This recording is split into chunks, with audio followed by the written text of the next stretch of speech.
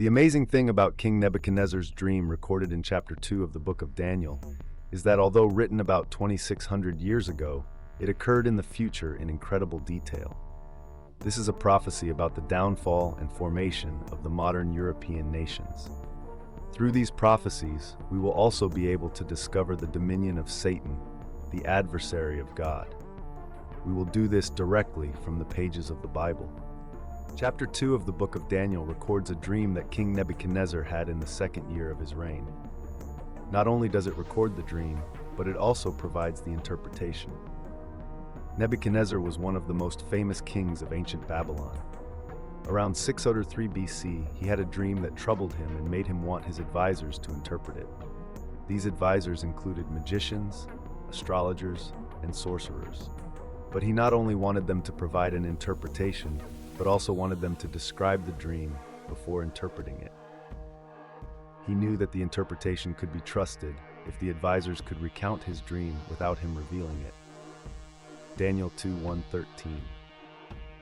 In the second year of King Nebuchadnezzar's reign, he had a dream that troubled him and caused him to lose sleep.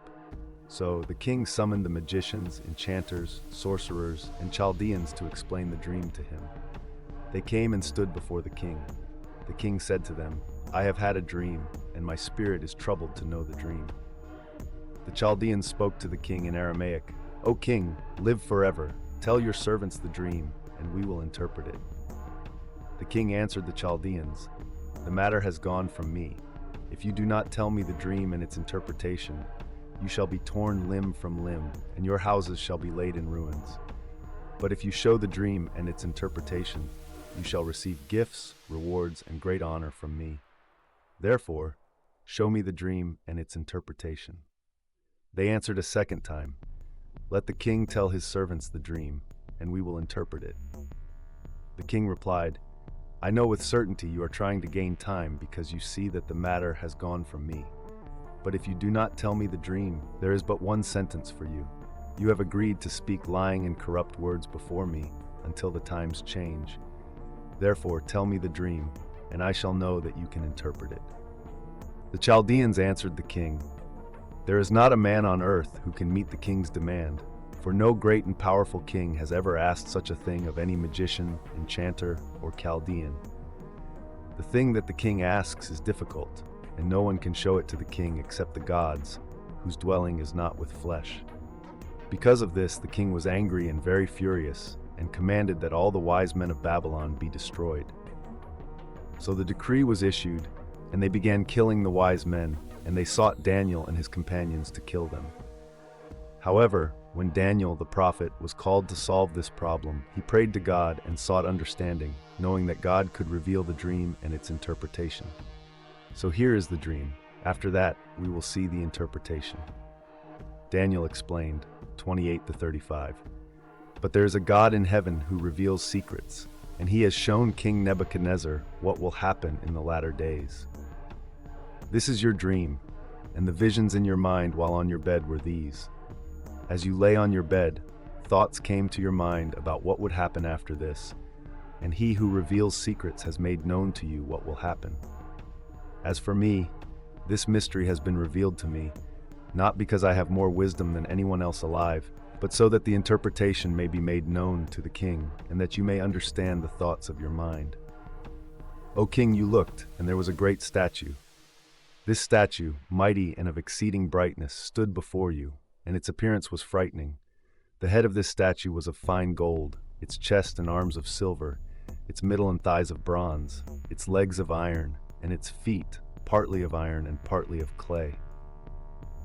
As you looked, a stone was cut out, not by human hands, and it struck the statue on its feet of iron and clay and broke them in pieces.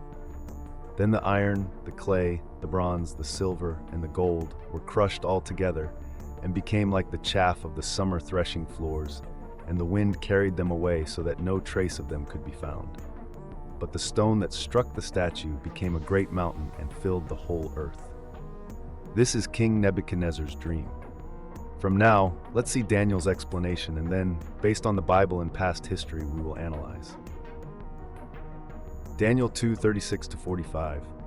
This was the dream. Now we will interpret it before the king. O king, you are the King of kings, for the God of heaven has given you the kingdom, the power, the might, and the glory. Into your hand he has given mankind, the beasts of the field, and the birds of the heavens, wherever they dwell. He has made you ruler over them all. You are the head of gold. But after you, there shall arise another kingdom, inferior to yours, and yet a third kingdom of bronze, which shall rule over all the earth. And there shall be a fourth kingdom, strong as iron, because iron breaks into pieces and crushes all things. And like iron that crushes, it shall break and crush all these.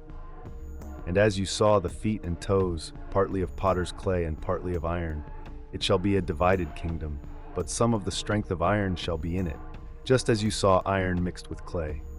And as the toes of the feet were partly iron and partly clay, so the kingdom shall be partly strong and partly brittle.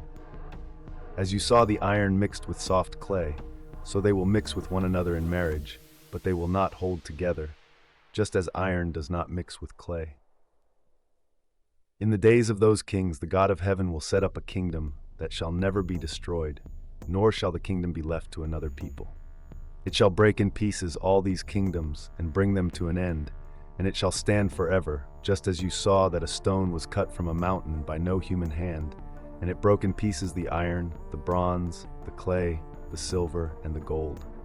A great God has made known to the king what shall happen after this. The dream is certain, and its interpretation is sure. Let us now analyze and identify who these world kingdoms are. The first part of the statue in Nebuchadnezzar's dream, the head of gold, is clearly stated to represent the kingdom of Nebuchadnezzar. This was the Neo-Babylonian Empire, also known as the Chaldean Empire, which lasted from 626 BC to 539 BC. This was an incredibly strong and powerful nation, considered impenetrable due to the immense height and length of its walls, which many people found unbelievable. According to records, the walls were approximately 48 meters tall, equivalent to the height of a 15-story building today. Their total length was estimated at about 14,400 to 17,600 meters. The surface of the walls was wide enough for 6 horses to run side by side. Until around 540 BC, no invading army had been able to conquer Babylon.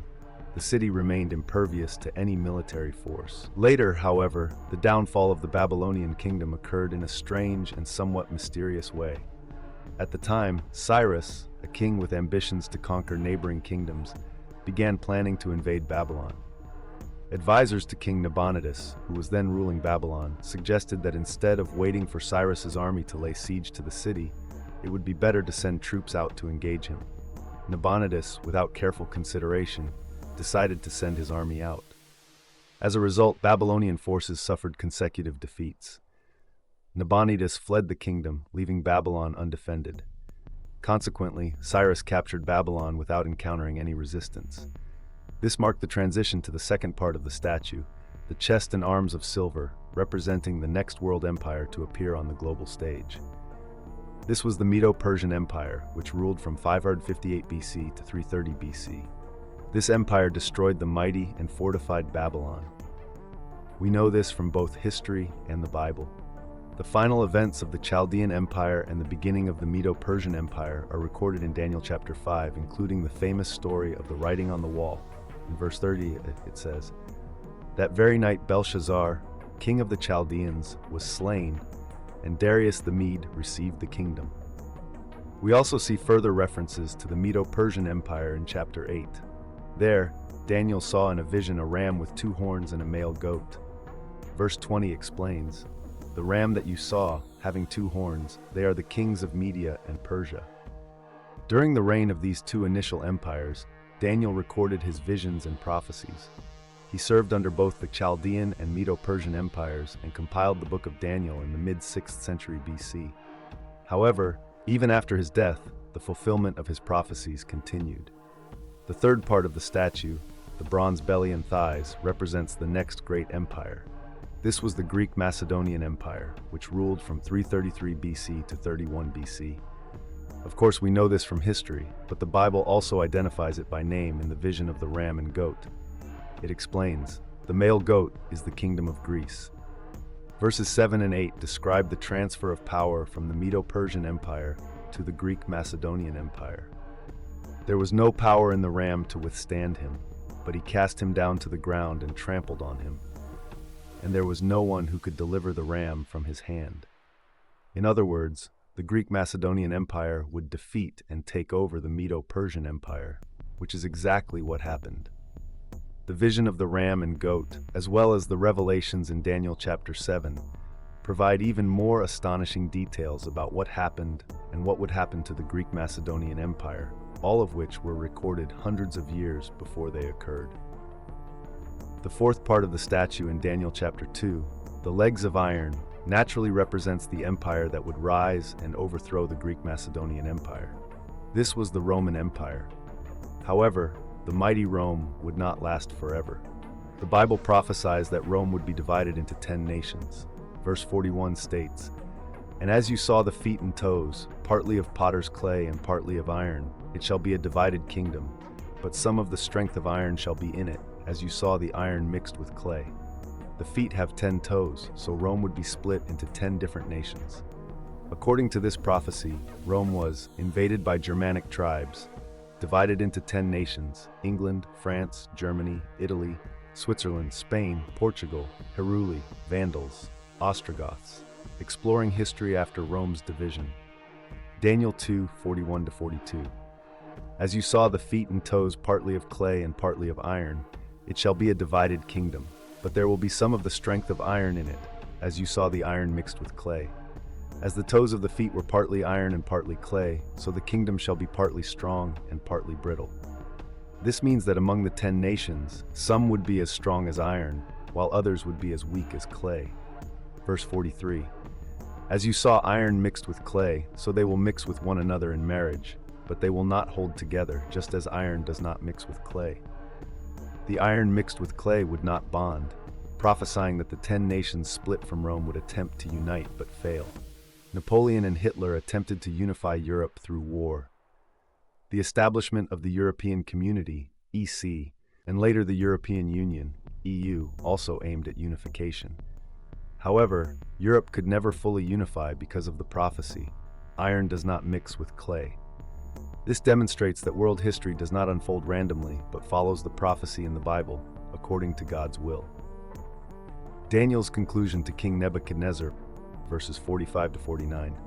"Just as you saw a stone cut from a mountain by no human hand, and it broke in pieces the iron, the bronze, the clay, the silver, and the gold. A great God has made known to the king what shall come to pass after this. The dream is certain, and its interpretation is sure." Then King Nebuchadnezzar fell upon his face, worshipped Daniel, and commanded that an offering and incense be offered to him. The king declared to Daniel, "Truly your God is God of gods and Lord of kings, and a revealer of mysteries, for you have been able to reveal this mystery."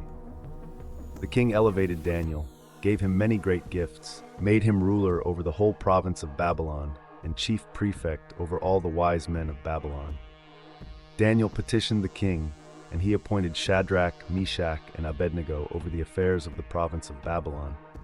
But Daniel remained in the king's court. These are all the prophecies about King Nebuchadnezzar's dream and their complete fulfillment in the future by the nations of the world. Not only does the king's dream provide prophecy, but there is also a parallel prophecy in Revelation 7, which is even more extraordinary: the prophecy of the 4 beasts and the little horn. This is undoubtedly even more fascinating. And the most important question, have you forgotten something crucial? Through all these prophecies, we will uncover the dominion of Satan, the adversary of God.